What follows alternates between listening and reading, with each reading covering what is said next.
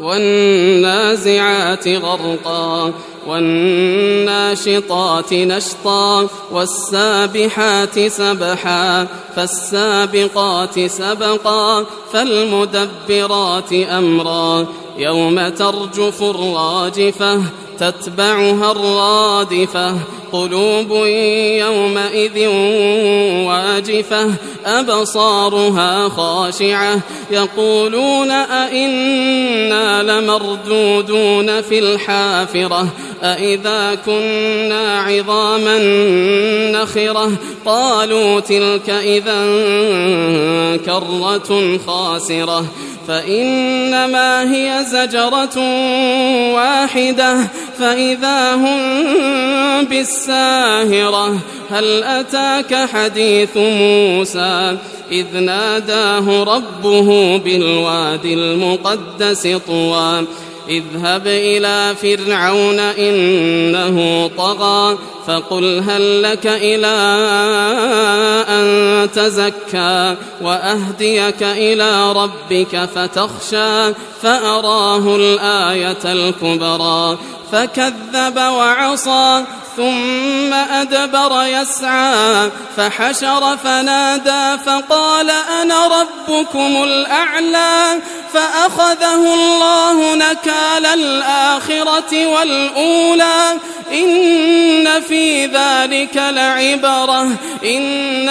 ذلك لعبرة لمن يخشى أأنتم أشد خلقا أم السماء بناها رفع سمكها فسواها وأغطش ليلها وأخرج ضحاها والأرض بعد ذلك دحاها أخرج منها ماءها ومرعاها والجبال أرساها متاعا لكم ولأنعامكم فإذا جاءت الطامة الكبرى يوم يتذكر الإنسان